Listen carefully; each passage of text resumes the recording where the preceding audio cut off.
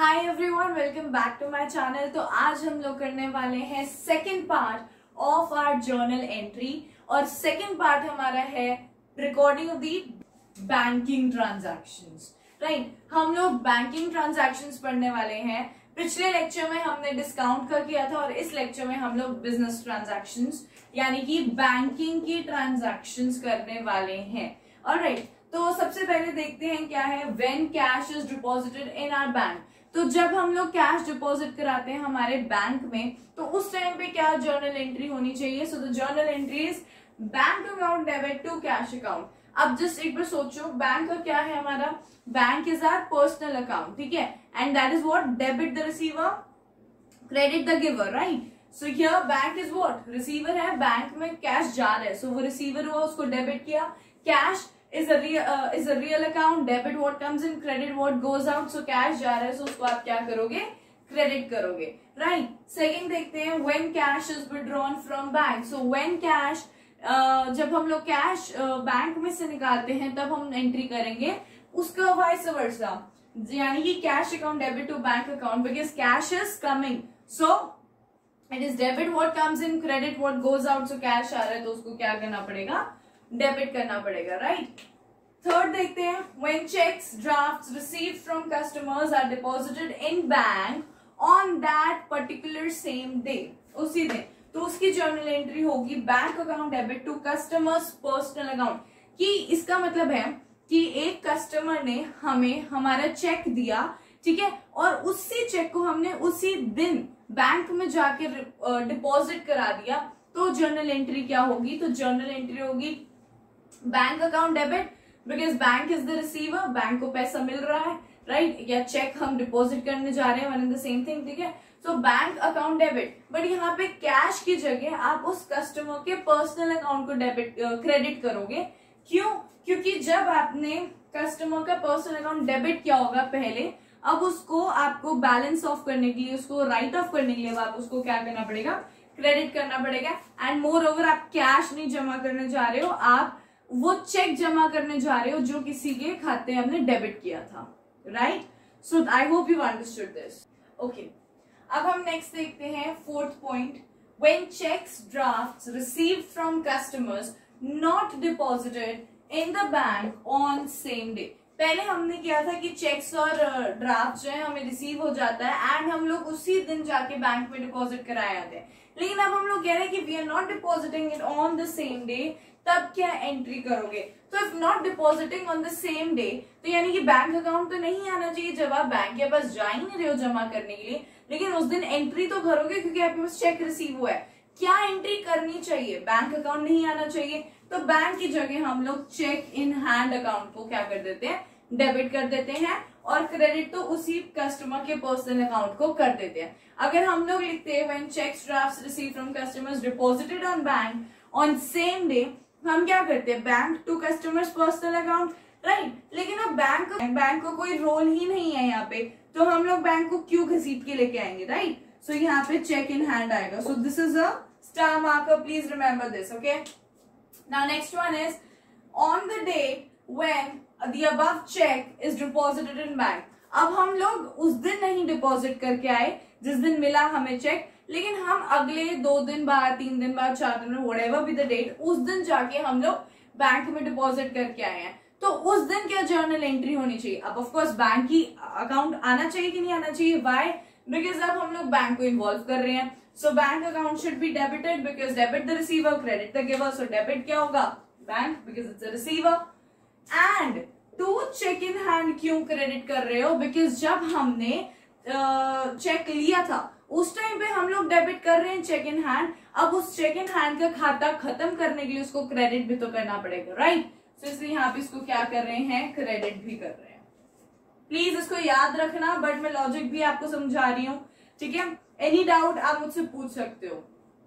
Sixth one, when customer directly deposits the amount or a check in a bank account। अब customer हमें नहीं दे रहा कि आप ले लो और अपने बैंक में जाके डिपॉजिट कर दो, वो बल्कि डायरेक्टली हमारे बैंक में जाके पैसा डिपॉजिट कराया जाता है, तो वो जर्नल एंट्री हम अपनी बुक्स में क्या करेंगे, ऑफकोर्स बैंक अकाउंट तो आएगा बिकॉज बैंक इन्वॉल्व हो रहा है, सो बैंक अकाउंट को डेबिट करेंगे, सो यहाँ पे बैंक को डेबिट किया to customer personal account. Why? Because customer जाके डिपॉजिट करके आया है and customer is a personal account. Debit the receiver, credit the giver. So giver वैसे भी यहाँ पे क्या हुआ, कस्टमर हुआ. ठीक है. सो this is the journal entry for this one. Okay okay. अब हमारे पास 4 और ट्रांजैक्शंस आएंगी. इन 4 ट्रांजैक्शंस को भी अच्छे से पढ़ लेते हैं, बैंकिंग ट्रांजैक्शन से रिलेटेड. ठीक है.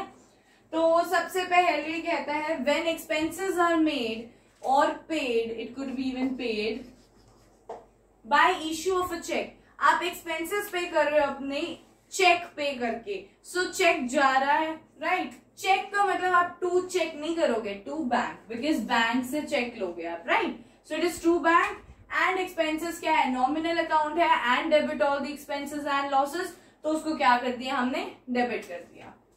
Simple entry. Next, when cash is withdrawn from the bank for personal use, wherever you see personal use, private use, वहां पे डायरेक्टली ड्रॉइंग्स लगा दो. और ड्रॉइंग्स हमारी क्या है, drawings are nominal account, expense है एंड डेबिट योर एक्सपेंसेस.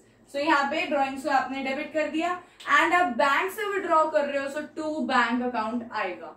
ठीक है, यानी कि इसको क्रेडिट किया आपने.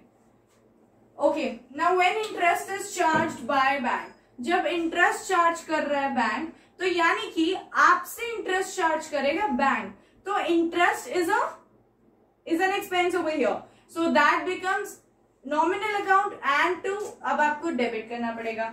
सो इंटरेस्ट अकाउंट को क्या करोगे, डेबिट करोगे. और पैसा जा रहा है बैंक को दे रहे हो तो to bank account. Alright. Last देखते हैं when interest is allowed by bank.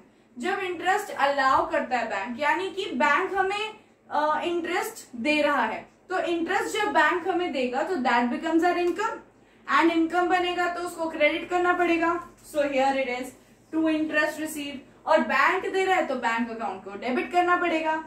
Bank account is debited. As simple. ठीक है. अब हम लोग एक क्वेश्चन करेंगे बैंकिंग ट्रांजैक्शन से रिलेटेड. ठीक है. एंड उसकी जर्नल एंट्रीज अब पास करेंगे. ठीक है. फिर हमारा सारा बैंकिंग ट्रांजैक्शंस का प्रोसीजर खत्म हो जाएगा. Okay. So here's the question. Question देख लिया आप लोगों ने. अब हम लोग स्टार्ट करते हैं इसको सॉल्व कैसे करना है. सबसे पहले फॉर्मेट बना लीजिए. फॉर्मेट में जर्नल एंट्रीज ऊपर लिखते हैं, उसके बाद यहाँ पे डेट लिखेंगे, फिर पर्टिकुलर्स लिखेंगे, फिर एलएफ बनाएंगे, फिर डेबिट लिखेंगे, फिर क्रेडिट लिखेंगे. Right. So date, particulars, here it is LF, here it is debit and here it is credit. ठीक है. सो स्टार्ट करें हमारी फर्स्ट ट्रांजैक्शन से. First transaction is on 2016 March 1. So 2016 यहाँ लिख दो, March 1 यहाँ लिख दो. Okay, let's read it quickly. Paid into bank for opening a current account. Simple सी बात है, आप एक अकाउंट खुलाना चाह रहे हो बैंक में और उसके लिए आपने पैसा इन्वेस्ट किया, मतलब कैश डाला है अपने अकाउंट में. ठीक है. चाहे वो करंट अकाउंट हो, चाहे वो किसी भी टाइप का अकाउंट हो, इट डजंट मैटर. हमें सिर्फ बैंक अकाउंट को क्या करना पड़ेगा, डेबिट करना पड़ेगा, क्योंकि आपने क्या करा है, उसमें डिपॉजिट कराया है, अपना अकाउंट खुलवाया है और पैसा जो है आपकी अपनी कंपनी से जा रहा है, आप अपने बैंक में डिपॉजिट कर रहे हो. सिंपल टर्म्स में इसको यही समझना है. सो ये हमारी क्या हो जाएगी, एंट्री हो जाएगी. बच्चे नरेशन प्लीज लिख लेना अपने आप. ठीक है. There is not that enough space where I can write the narration. Okay, but it is important. ठीक है. Amount is 25,000. 25,000. ओके. Next date is March 5.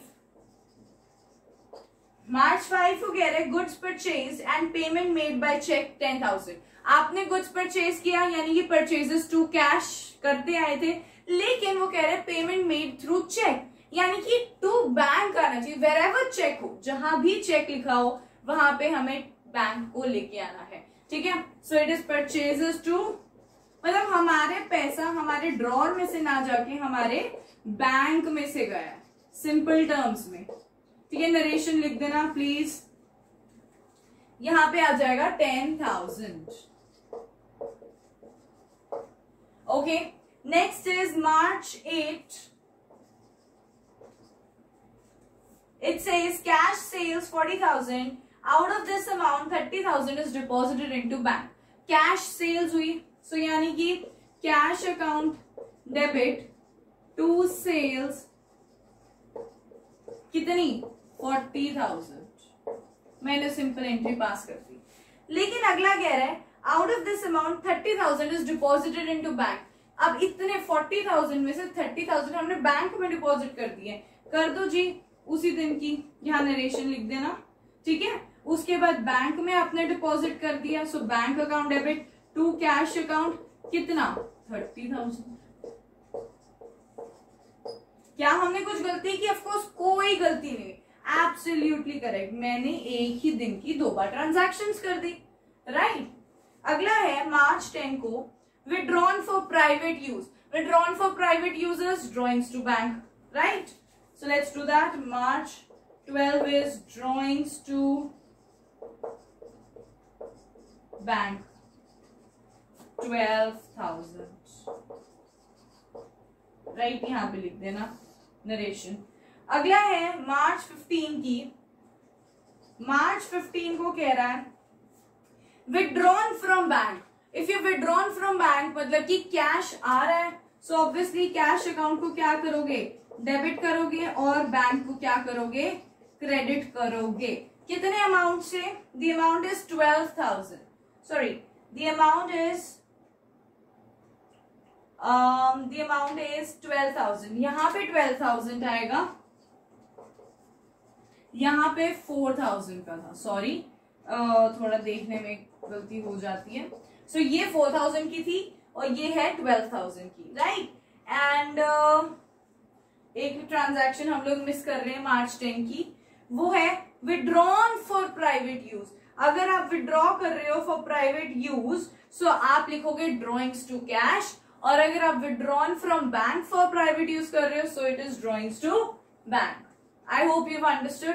थोड़ा सा मैंने मार्च 10 का आइडिया वो रह गया था, लेकिन उसको ध्यान रख लो कि अगर withdrawn for private use simple इतना लिखा हुआ है तो आप लोग क्या जर्नल एंट्री करोगे? Drawings to cash. और अगर लिखा हुआ है withdrawn from bank for private use, so drawings to bank. ठीक है. ओके, लास्ट देखते हैं मार्च 20th की. मार्च 20th की placed on fixed deposit account at bank by transferring from current account. मतलब कि so placed on fixed deposit account at bank by transferring from current account. आपने इस अकाउंट से दूसरे अकाउंट में ट्रांसफर कर लिया है. so the transaction should be FD to bank. क्योंकि यहाँ पे क्या हुआ है, आप लोग अपनी जो करंट अकाउंट है उससे आप फिक्स्ड डिपॉजिट में कन्वर्ट कर रहे हो. सो ऑटोमेटिकली जर्नल एंट्री क्या बन जाएगी? Fixed deposit account to bank. Fixed deposit to bank. Amount है 20,000, राइट.